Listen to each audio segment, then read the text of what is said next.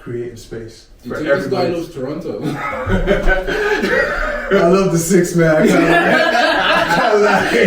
Yo,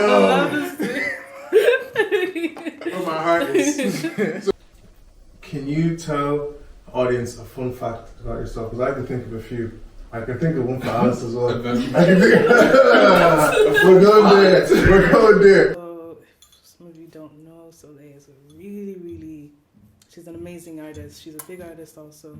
Can you give me your love tonight? Love tonight. Sorry. Give me your love tonight. Okay, yo, it's that time again. Welcome to Escape Plan Media. I'm here with some very special guests. Introduce yourselves. How's it going, everybody? My name is Azeez, my DJ name is Black Canvas, and I do the sweet spot with my good friend over here. My name is Alice, and my DJ name is also Alice, and I do Sweet Spot with Azeez, and I also do my own gigs as well, styling also. Right, so where do you guys want to lead this conversation? The thing on Escape Plan Media is it's all about the guests. It's your point of contact with all our viewers to share your blueprints as to how you do what you do or your reasons why, your creative process. And I've framed this conversation with some music props, obviously, because I have some musical people here. Some fashion oriented stuff and some art, which we'll be talking about later as well. Okay. So yeah, where would you like to lead the conversation? I think considering you're here as well, I think And International Women's Day just happened. Oh, Let's go for real quick. I think considering you're here as well, like I think it'd be interesting to start speaking about fashion a little bit. Sick. Because I think for me, anyways, in ways that kind of was what sparked creativity for me. That kind of led to me DJing in ways, like indirectly. But yeah, I think maybe let's talk a little bit about fashion and fashion in Ireland and I guess our world surrounding that. So yeah, like with fashion in Ireland, like I was kind of new to the whole creative scene that was in Ireland, and I think I kind of started off with fashion because my brother was a fashion designer. Like he does secure studios. He started off with that, so that kind of led me into seeing what Ireland is about, like what the creative scene was about, and that's how I met different people. The people that I know today that I'm close with, that's how I met them, from modeling in different things. Like for instance, even the Subjective magazine. Like you can see Luke Man, you can see MJ in there. Shout out to Max, by the way. Max Pfeiffer. That was his photography book with the showcase in Total Vintage. Yes, I remember that when that was happening, and yeah, I kind of just got into fashion that way, and then styling, because for me when it comes to fashion, the design aspect, I'm not as educated in that, and it doesn't interest me as much as styling does. And the people that do inspire me, they really grasp my attention, I can't lie. And that was just from people from different countries especially. I just wanted to see what I can do here as well, and then after that I kind of got into music. I've always been into music. Yeah, styling now I feel has taken a back seat, and then music has kind of led. I see. You know. I know detail goes unappreciated. I can see your nails. I can see the drip from head to toe. we're in the studio the other day, DJ. Look at that nails, unreal, like sick. Thank you. And then we have the drip god here. Drip. Listen. Look at the color palettes. Light work. But even speaking on like I guess the whole fashion thing, I think something that you mentioned about like looking at people abroad, and I think in terms of like believing certain things were possible here. I remember when I model, by the way, so does Sam here, and I remember when we were looking to get into modeling. Yeah. And the people we were looking towards here in Ireland, unfortunately at that time there just wasn't really any other black male models for us to look up to, and at that time we were looking up to Harry Azuka, rest in peace, and Chuck Jr. And I remember looking at them and thinking like, okay, if they can do XYZ over there, why can't we do that here? And I think it's interesting, like from that time to now, the things that have happened in Dublin, Ireland, as a creative scene, not just in fashion, but beyond that, and like having things like you know, like this here, like magazines from MFI that we've worked in. It's like there's a saying a friend of mine says, like, what you do doesn't matter, but it's important that you do it. And like to be able to look back and have these like physical pieces that we can look back on, which you know you may have styled in or you may have molded in and stuff like that. I think it's like quite a beautiful thing to see. I don't know where I'm really going with this point. It's similar to what Alice was saying, right? So looking at people abroad and what they've done and seeing if it can be reproduced and even elevated further here. So fashion was very big in my household. Like everybody, my mum is like on a whole different wavelength when it comes to fashion. So it started off with the church. Like my mum was always talking about like the Sunday best and how she'd gear us up for church and things like that. And then it went beyond church for me when we were trying to model as well. So my journey is actually kind of similar to Alice's, where the styling was my forte. I appreciate the design process, but in college, in Trinity, we had like a fashion society, and we do like an annual fashion show, and we raise money for charity. So I applied to be a stylist, and they're like, actually, hold on a sec, maybe you should do modeling instead. So I was like, yo, what's going on here? I like putting fits together, working with different color palettes, seeing how different like silhouettes would coordinate and stuff like that. But yeah, that pushed me into modeling. Then ended up being signed to Not Another. Worked with them for like 5.5 years, and we've even done some work together as well, shooting some e-com stuff for Brand Thomas in Ireland. So that was a dope experience, and rather than just relying on, I think, our agencies to push our stuff, it's important that you do what you said. It doesn't matter what you do, but it is important that you do it. A friend of mine said, and for whatever reason, until this day, it stuck with me, and I've just seen it in like anything that anybody does. You know, I think even, you know, who's a good example for me? Skepta. He's been doing music for a very long time, to an extent that like it's funny that there are some people that like maybe are only discovering Skepta more recent times. They're discovering him, and they're realizing how old he is or whatever, maybe. But like he's obviously been doing this thing for so long, and maybe to some people it didn't matter that he was doing it. But like what Skepta is to like the UK music scene, that fucking matters. You know what I mean? And so like that's where like I think things like that. Culture. Yeah, exactly. Culture. You don't realize how you could be influencing culture just by your simple existence of doing whatever it is that you feel like is important to do in your world. And the platform you're creating as well. So with MFI, it gave Couple, what we were doing initially, an opportunity to showcase like all our talents. And I think even with Sweet Spot and what you guys are doing, with your events and your radio show, you give artists, sometimes you play like underground artists as well. I listened to the show a few times, I'm like, oh, I'm experiencing discovery, which is one of the huge things about music that I love, and that's why I collect vinyls. So if you could tell us a bit more about Sweet Spot and your radio show. Yeah. I'll start off with like, I guess the name, kind of where the name came about. So, and it kind of ties in with like, I guess fashion and discovery and stuff like that. But so for me, living in Ireland, I thought it was very interesting the music. Well, looking back now, it's very interesting the different types of music that crossed our plates living in Ireland. Because I definitely have seen where maybe peers of mine who live in different countries, whether it be the States or even in the UK or whatever it may be, because some of these countries have music scenes that are so big in themselves, you could almost be like in an echo chamber that you're not really hearing anything from beyond.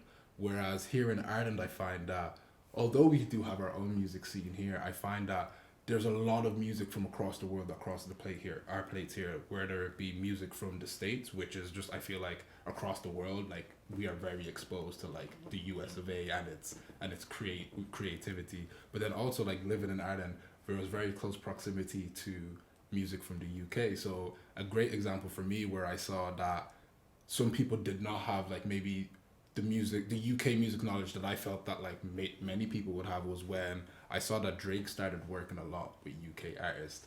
And during that time, people began to like hear of people like Gigs and stuff like that. And there were people on social media I was seeing like, who's Gigs? And I'm like, what do you mean? Who is gigs? Like gig Godfather? What do you mean? Like, but so within that, I was just like, oh wow, okay. Maybe I'm realizing now that okay, Ireland is actually a sweet spot for music, and with the sweet spot, like the goal is, with that is to kind of show people that Ireland is the sweet spot of music as well as culture, because Ireland, the face of Ireland is changing now. There are people from all sorts of walks of life, and Ireland is only a very little small country off the edge of Europe, but I feel like in terms of culture, if you're someone who's willing to look at it and look at it deeply, it's actually very, very rich. And yeah, so that's kind of like what we're trying to bring to the forefront. Like even when you mention Ireland being increasingly multicultural, sometimes when I'm on the darts, I can hear different languages. And that's an experience that you get when you go to other European cities, like mainland Europe, and now we're on a European island where you're getting a similar thing. And I think it's something that we've craved for so long. You guys were speaking about traveling, and Alice talking about going to Brussels and stuff like that. So if you guys could expand a bit more about how you, what I'm getting from this is that you guys live to create, like your influence comes from your living experience. So talk about the places that you travel to. Maybe Alice could field this one. The places I've traveled to, like I've been to London, for instance, just across from us, Brussels, Paris, Italy as well. But Brussels has definitely been the place for me. It's just the city itself. It's just inspiring. It's just the people that's around, just people going about their everyday life. It's just really, really cool to see. As you said, like the different cultures that are there. It's so different to here, because even when it comes to just the black community, we're mainly just maybe just Nigerians to showcase a lot of the things that we like, and it's just we're all Nigerians. So like even when you go to like clubs, for instance, it's just like the main Afrobeat segment would be Nigerian music. Like it would just be Nigerian, and like the Burna Boys, the Wizkid. Are you talking about here in Ireland? In Ireland, okay. yeah. Nigerian they carry last.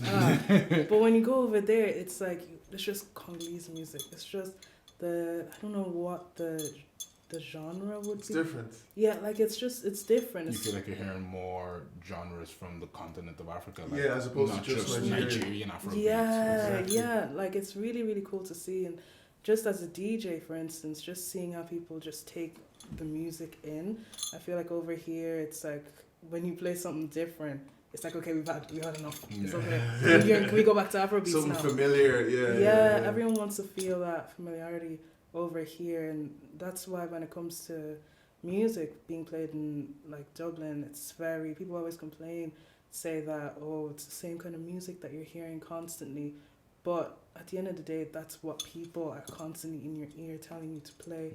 But with the sweet spot, like we're doing something different, we're showing the different the different faces that are in Ireland, the different huge points that you're making there, right? Some people talk about the same music being played and stuff like that, and there was a time where we used to beg for a hip hop night. We used to beg for like some sort of multicultural, like even a 2000s sort of gig, and these are things that are happening now more frequently.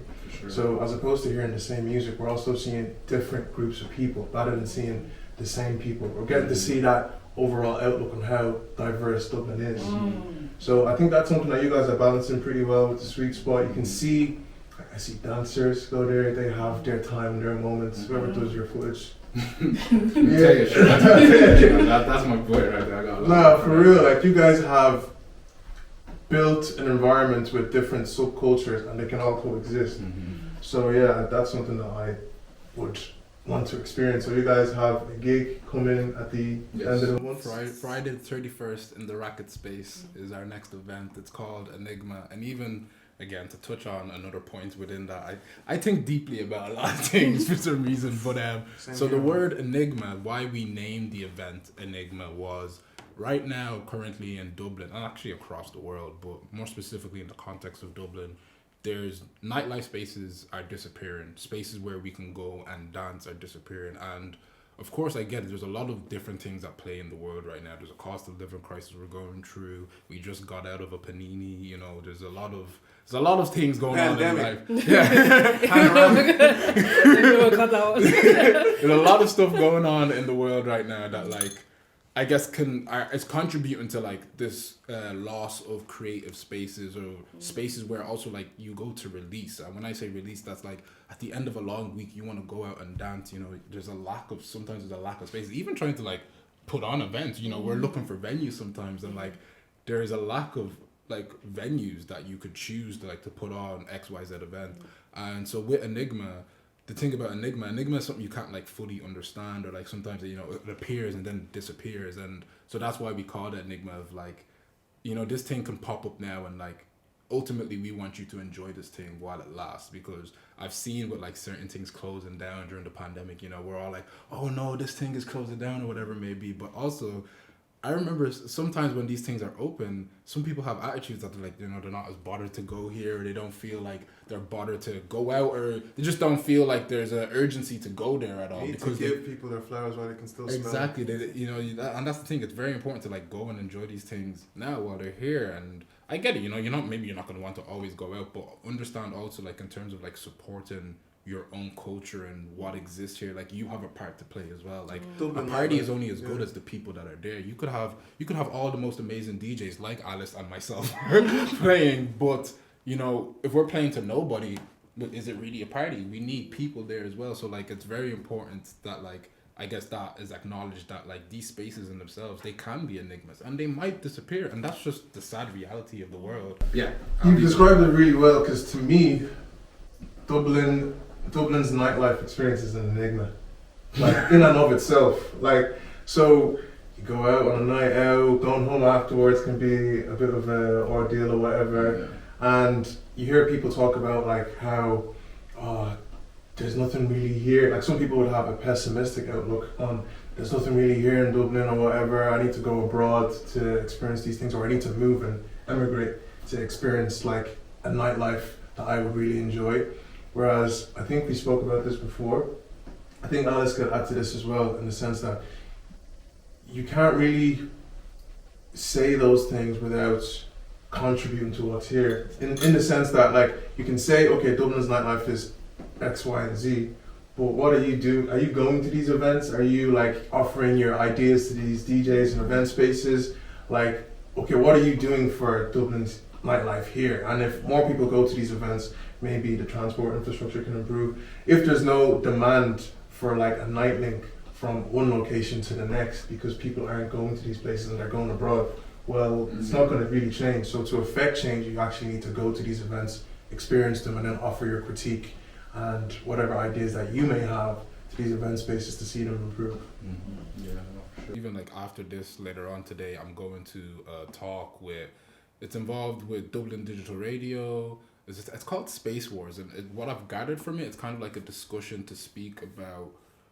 So there's a situation right now where like developers are just like literally ripping culture away in Dublin, and you know they're just replacing it with hotels, and I guess it's a conversation surrounding that, and they want to do a bit of a workshop. And I think it's also important that like people engage in these things, whether it doesn't even have to be in music, but whatever it is that you're interested in. Sometimes, you know, you need to go out there and put yourself out there and let your voice be heard. You know, it's very easy to like, me and Alice could be sitting here complaining about X, Y, Z, but like if you're not actually like trying to like make a difference on like maybe a more bigger level in terms of maybe trying to find organizations who are working at trying to like improve these things, it might not ever change. It might just be a thing of we're always just speaking about it, but we're not speaking to anybody who can actually help influence that change. Now, of course, I'm not saying here complain if you want to complain. Of course, like there are issues and we're all entitled to complain, but there's also like a level of like I think action that everyone should try and do to try and improve these things, and understand that you also have a part to play. But maybe for some people it's a little bit hopeless, but I think I'm just someone who's hopeful, and I do believe in the future of Dublin and the future of Dublin's nightlife. I've been living here since 1998, and I've seen Dublin change so much in that time, and that's only a very short amount of time when you're comparing it to these other cities that people, you know, put on such a high pedestal. They don't realize that these places have had generations of people trying to improve it and create iterations. But yeah, anyways, I'll leave it. No, I get what you mean. Like, I'm a second generation immigrant. You second generation as well. Like after our parents, it's us. Yeah, but isn't that first generation then? If like we're the first generation since our parents. I imagine our parents would be the first generation. Like my mum was here before I was. Okay, yeah. So like I moved to Ireland when I was 7 in 2002. So me coming here and then some of my brothers are born here as well, so that could be another dimension that we can add, because I could see even the differences between my generation and theirs. Like there's some overlaps, and then there's some parallels that don't really combine as much. But to do a bit of a segue here, right? Can you tell the audience a fun fact about yourself? Because I can think of a few. I can think of one for Alice as well. I can think we're going there. We're going there.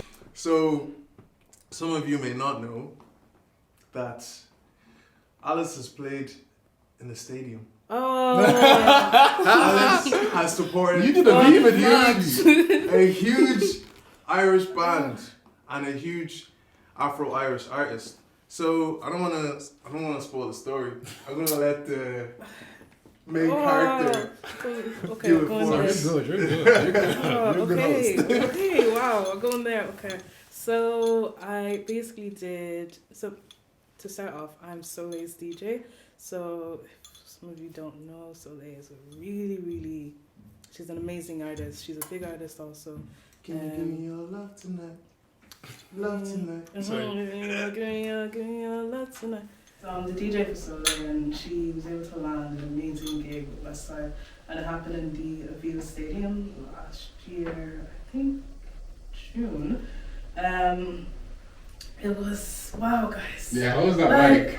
So when you step on the stage and you see, I think it's the seats, the amount of people that it can hold, and then also the standing area. My legs, man. We got to Bro, no, but it was just insane to see. And then, of course, like the Sugar Babes were there. So what? Swear yeah, down! So listen, I would have got arthritis. no. I said, like, I remember at the end, they were saying, oh yeah, we're going to get pictures. I started ventilating. I said, and I remember as well, like, she was telling me, like, are you okay? I said, I'm fine. Because, like, when because I was born in 2000, I'm 23, so I grew up with the Sugar Babes. So to see them, like, I'm not, like, I didn't know Westlife. Yeah. Like, it was only when I was getting older that I was able to see their songs coming, like, when I was growing up. But the Sugar Babes was what I grew up on, so that's what I knew. So I remember when we got outside and they were like, oh yeah, you need to do a test, just see sound and everything. And then as I'm walking closer and closer to the stage, everyone's like acting calm. Me, my heart is racing because it's like I'm getting closer and closer to the stage, and I'm hearing songs I know. And but like when we were in the dressing room, we didn't see them or anything. But like obviously when you're walking through like backstage, you're able to see their names. They're going to be there. And then you're seeing them on stage, just practicing. The whole band is there. Like, it was just such a surreal moment. But yeah, it was just like I'm really blessed to be able to say that I was able to do that at such a early stage in DJing. Like it was just insane for her to have that kind of trust in me as well. It was amazing, just amazing. Just No, it was a very proud moment. What was it like for you when like you heard your songs coming through the speakers? It was just like when you're in a space like that, it is kind of hard to hear everything, I can't lie, because like it's such a big stadium, so everything's just going out anyways. But I think it was just the fact that I was there in front of people. It was just, I don't know, it didn't feel real. And like I don't know, sometimes you get, when you're in a place like that, you kind of get in your head and you're like, am I even supposed to be here? You know, like I did go through that a lot because it was 2 days. So so there was a lot of thinking behind closed doors. Like, wow, like I think someone else is supposed to be in my place right now. Imposter syndrome. Yeah, and you get in your head a lot, and I think it's because I was so new to it as well. I didn't realize that I might have just done enough. Like I've done a lot to be there, because when I started doing gigs, I think once I hit the ground, it was just, and it was like gig, and I think looking back, I realized that I've actually gained the courage, I've gained the confidence, And when it comes to mixing, I've developed my own kind of sound, my own kind of way of doing things. And yes, I deserve to be there. 100%. You and Soli make me so proud. These are like black women dominating this space and showing the world what they can do. And in a way that you can't even ignore, like you have to pay attention. So how can you ignore Alice playing in a stadium? Like I remember when I was on Instagram and I saw that, I was like, that's nuts. Because spaces like that, like you just begin to see the people like as an ocean. And it's just like you feel like such a small part, but like you are in so much control. Like, that's the thing with DJ. You have like in certain situations you have so much control of that environment, and like you know if your music cuts out, it's done. It's like what? It's done. But if your music is banging as well, it's like whoa, you're in full control there. Like everything that I'm doing, every button that I press, I can completely manipulate how all these people are gonna react. DJing is insane. Like when you put it in that kind of perspective, it's like you really like you're such an important part, and I feel like within like just being a DJ, I feel like DJs don't get enough respect. Like they don't. When it comes to artists, I feel like DJs should get as much attention as an artist would. I agree. Even when I watch a movie, it's like this is a different art form, a different medium with acting and screenplay. So the actors would get a lot of attention, but there are speaking words that are written by a writer. Like whoever does the costume design needs to be appreciated as well. Like they get their credits in the ending credits, of course, and maybe at some award ceremonies and stuff. But I think those people should be celebrated too. Like DJs like you and Alice should be celebrated as well, because you contribute to that experience. On the night out, I'm like, yo, the way Alice transitioned R&B to Afro beats, my head is spinning. Or the way Azeez is giving us rhythms from the 2000s to dancehall, I'm just like, I don't even know what to do with myself. So like stuff like that makes me really proud that like these are my friends that are doing huge things and making waves in the industry. Another fun fact that some of you may not know is there's a person here who has played a festival called All Together Now, and they're being humble about it. So I'm like, yo, you better represent and tell them what you did. Yeah, so I played last year. I played my first festivals, and All Together Now was one of them, and I'm so happy I got to do that with the Sim Simma crowd. So if you guys don't know Sim Simma, they're a music collective here in Dublin, and they just put on really good nights with really, really good people. There's I feel like there's a Caribbean music influence within there, within the name it's there as well, but it comes through in the music as well. And I think something that's even interesting about Sim Simma, and I'm gonna get back to myself in terms of like All Together Now and stuff like that, but what's interesting about Sim Simma is that there's not that much of a Caribbean culture here in Ireland in the grand scheme of things. And like for me, how I've like been exposed to like Caribbean music will be through things like Sim Simma, or for example when I travel to like London where there's more of a Caribbean population, when I go out there I would hear more of that music. Or also my wife, she's half Guyanese and she's from Toronto, which also has a great Caribbean population there. So we're there for Caribbean International Day. Oh yeah, you were there. Caravana, yeah, exactly. So yeah, I've actually never been over there for Caravana, but actually this summer when I was in New York, they had the carnival coming up as well. So like even like being there speaking about travel. It's Independence Day, right? Caribbean Independence Day. I think it's usually more than like Independence Day. Now I'm sure there's gonna be somebody in the comments correcting us. Like, hey, look, I don't know everything.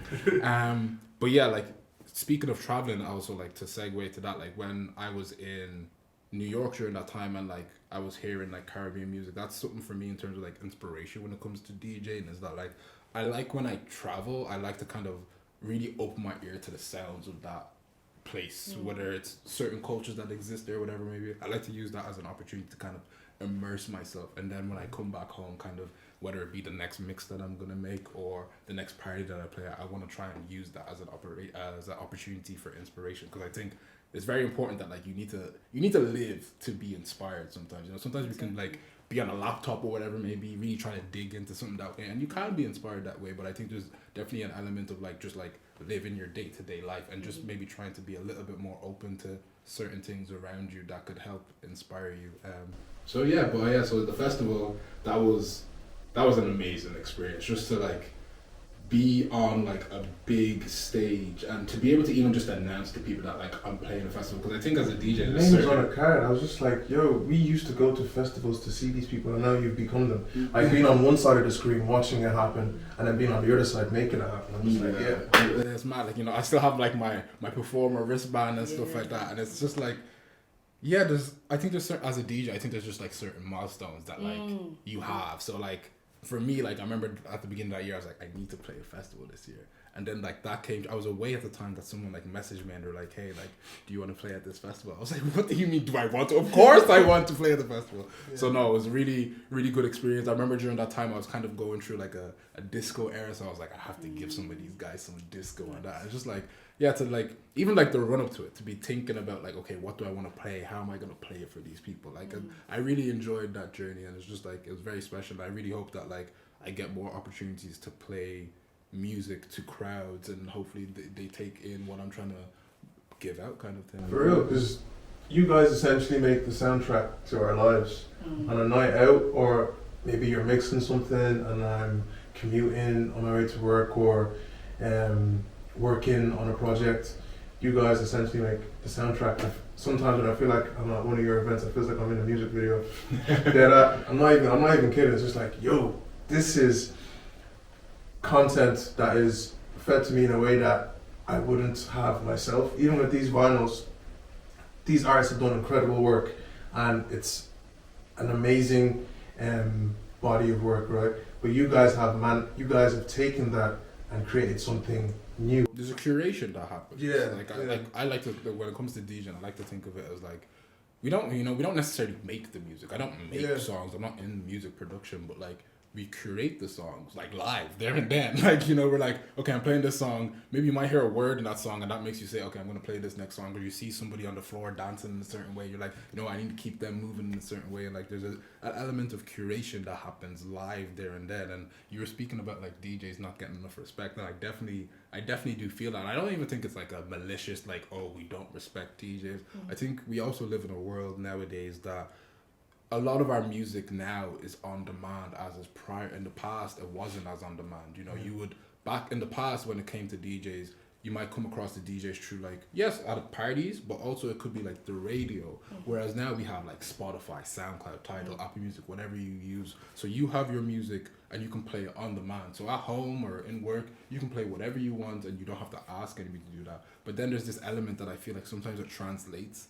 into nightlife spaces, or like spaces where DJs are, and the entitlement of you being able to play any song at any time, it then gets pushed onto the DJ. And it's like, in your, what I feel is like, why do you feel so entitled that you can come and tell me to play XYZ song? Like, I have been paid, I've been selected to curate the music of this night, and you're here telling me that like, what's the better song to play, whatever. And not to say that people don't have good suggestions, but then sometimes people have mad suggestions. Like, no disrespect to Westlife, but like, there'll be situations where I'd be playing like maybe plenty of dance hall, and then you have just some random person come up and they'd be like, oh, can you play Westlife? And I'm like, does it look like I'm playing Westlife in this set? And it's just kind of like, there's an element there of like, yeah, it's almost disrespectful for you to be asking that, because it's just like, I understand, okay, maybe you're not enjoying this music at this moment in time for whatever reason, but you also need to respect the space that's here. You're not the only person that's here. There's a whole crowd of people enjoying this music, and you're one person now coming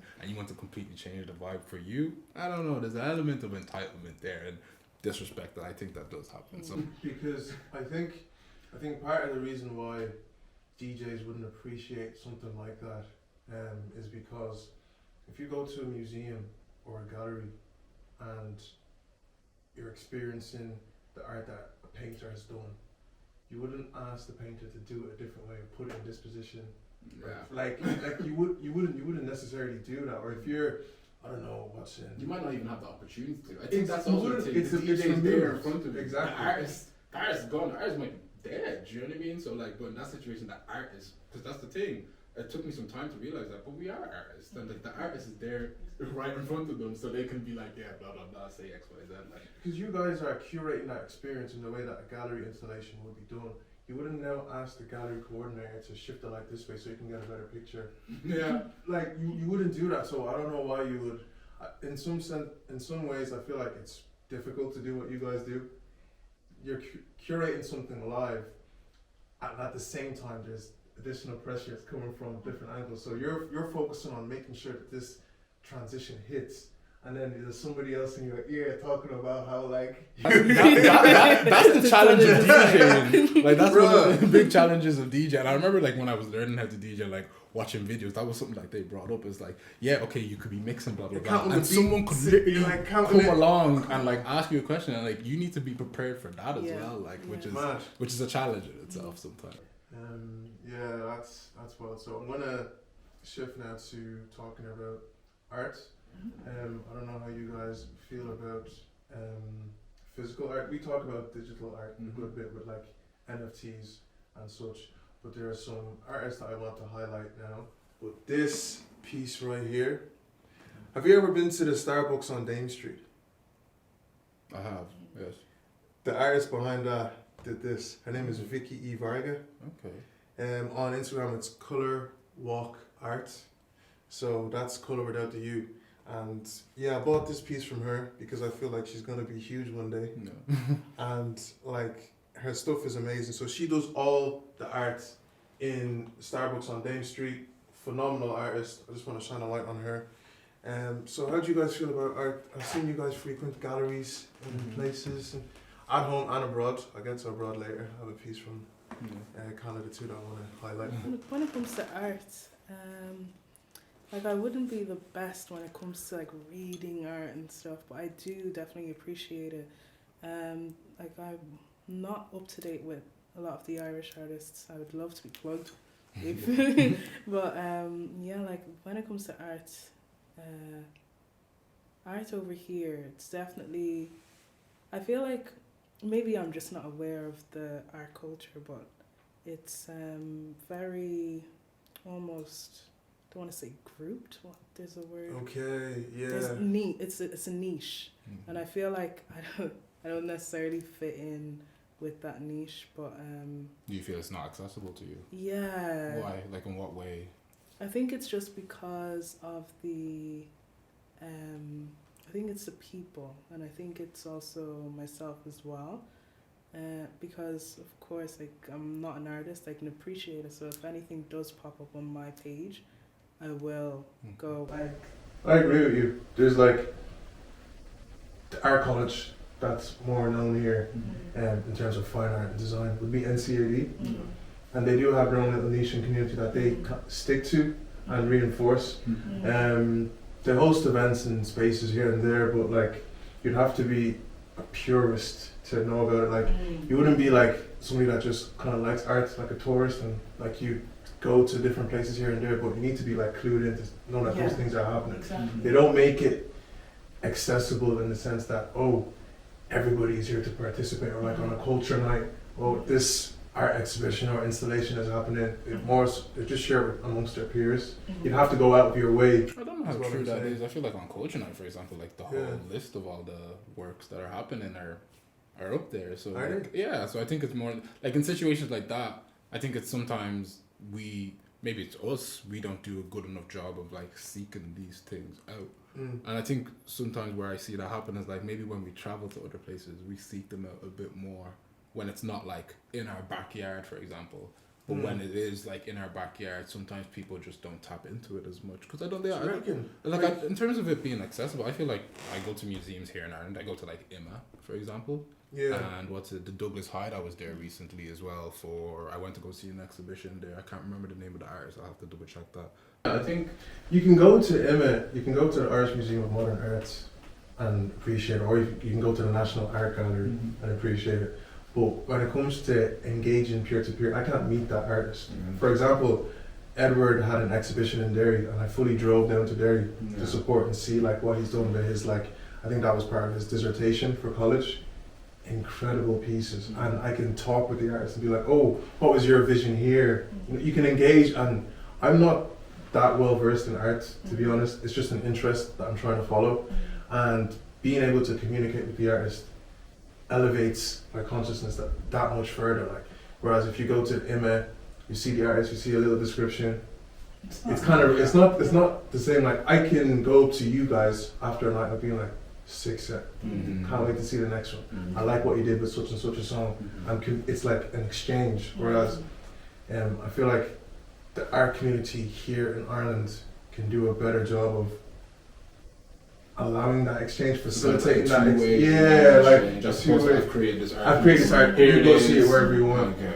I get what you're saying in that sense. Yeah. Yeah, definitely. Yeah, I feel like and maybe in the sense of maybe more fine artists. Yeah, maybe I don't really know that many here, and maybe it's just also the communities that I'm tapped into. I feel like I think amongst us we definitely know more like musicians. Yeah. And so they get Yeah. musicians Yeah. here in Yeah. Dublin and stuff like that. Maybe that's just like I guess these scenes and these niches that exist sometimes. But I think you mentioned it about like, or somebody mentioned it, or maybe it's in my head. But I think that with the sweet spot, that's something that I guess we are trying to do is like bring people from different backgrounds together, because I definitely see in some of the events that I go to sometimes, and sometimes these events are described with the word urban, and I'm going through even a discovery or a research at the moment of like what does urban truly mean, and within that it's like I see certain situations where like there's an integration that's not happening, although like Ireland is becoming more multicultural. It's like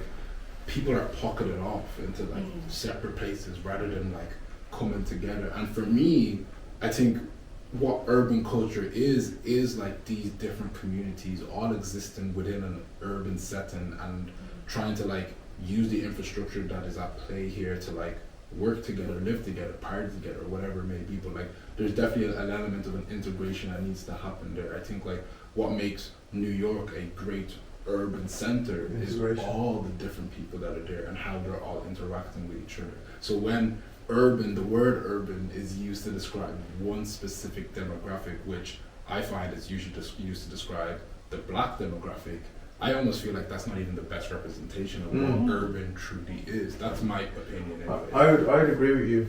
I'd agree with you because I think the more globalized Ireland becomes, the more we'll get to this integrated creative community where immigrants have assimilated with the native population and they're able to create something that blows everyone away. Like in these cities that you've been to, Brussels, in New York for example, and you lived in New York for a while, right? During that period, I was in Canada. It was 2017 you were living and working in New York. Yeah, right? 2017, yeah. And in Toronto, I witnessed that firsthand, how people from all walks of life, all different ethnicities have managed to create a beautiful, like, creative space Do you for think this guy everybody. loves Toronto? I love the six man. I can't lie. Yo, where my heart is. So when I was in Toronto, I met up with a creative I linked up with on Instagram. Her name is Morenike, and she makes incredible depictions of African, Nigerian art pieces. Everything from the clothes, the attire we wear, Ankara, to putting them in a new light with her graphic design. Incredible artist, and we actually worked together when I went over there, and she introduced me to this guy called Kana. So he designed this beautiful piece here. So like this is literally, I just envision me being cozy with my bibs. That's me and Viv. So like I can just relate to it a lot more. Like whenever we see art, sometimes I don't know if we're represented. The detail within this guy's art piece is interesting to me because I can relate to this guy that has dreads and braids because I've had that hairstyle before. I see blackness in this image. I also see with the patterns here, it's something that I can relate and engage to. So when I linked up again with him on Instagram, I was just like, yo, I want to buy your art, man. This stuff is too sick. The world needs to know that how much of an impact your art is having. Like, so yeah, when you go abroad and witness these things, like it would be nice for us to have that here as well. But yeah, that's my piece on that. Question for everyone here: has there ever been an artist that you've came across from seeing them live first, as opposed to like discovering them on Spotify or SoundCloud? I know I have an artist that like blew me away when I first heard them. But yeah, I'll let you guys answer that first. I'll just go first. I'm still thinking. Yeah. So that's a good question. Remember another person that came to mind when you asked that question, who did I see live for the first time and then check the music out afterwards, was they. They supported Bryson Tiller when we went to go see him in London. Mm-hmm. So that was interesting. For me, I actually thought, I was trying to think of mine, but honestly, I don't think I have one because, like as I said earlier, I'm not a major concert person, and if I'm going to a concert, I know the person that's singing beforehand and the main act. So, and even with festivals, like my first festival was the one I was playing at last year. So, like I don't experience these things, and because festivals, it's like you're going from one tent to another, you're going from one stage to another, and because like it was my first time experiencing that, I was like, I want to see everyone that I know, so I didn't really give myself room to experience another band or even like take it in. But I have to say, I feel like this year I need to really get into that. Because like festival season, I feel like that's the best time to really engage with that. For me, the answer to that question of like an artist that I've came across through a festival was Now. I think it's pronounced Now or Nao, Nao. But so I was at Afropunk in Brooklyn, and it must have just been through like on my journey from one stage to another stage, I heard her like kind of like high pitched singing, and I was like, who the hell is that? Like, it sounded... Wait, is that the girl that has the song with Mara Massa? Yes, I believe so. Yeah, I heard her, and I was just like, who is that? Do you know what I mean? And like that's when I first came across her, and then from there, like I began to listen to her. But I guess some of the big artists maybe they already realize that, but I guess they're giving some of these like local artists a platform in that, and like what they could be doing is like you can't even measure in that moment in time. I think about, for example, when I saw Manjola was supporting Kid Cudi on his European tour. Levels. So that's nuts. Like, do you know what I mean? Like, it's just crazy because like MJ's obviously our friend. He's someone we've seen like coming up here in Dublin, but then to see him be able to go on tour and that, like, and like Kid Cudi might not even know like now the pedestal that he's helped put MJ on and what that could do to Callum and Alden. Yeah, like he went even with Moyo as well. Like his brother being his DJ. Like so cool. to experience that with family is like it's levels. different. Yeah, 100%. So on that note, we're gonna wrap this up. Is there anything that you guys want to plug? Where can people find you on social media?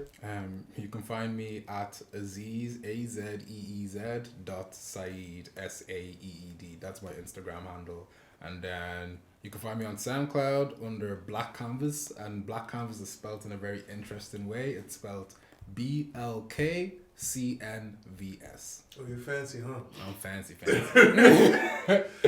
And for myself, you can find me on social media, so Instagram, Twitter, and also if you want to go and check out my SoundCloud as well, feel free. But my name is a bit a sticky one, so it's Alice Ugbah, my full name. So it's ALICEUGBAH, but it's all backwards. So flip the script. This is what she does in this video. This is what she does. Okay. Somewhere, like well. And also follow the Sweet Spot, and you can find the Sweet Spot handle is sweetspot.mp3. So on that note, thank you guys for listening to Escape Plan Media. We'll see y'all again. Peace.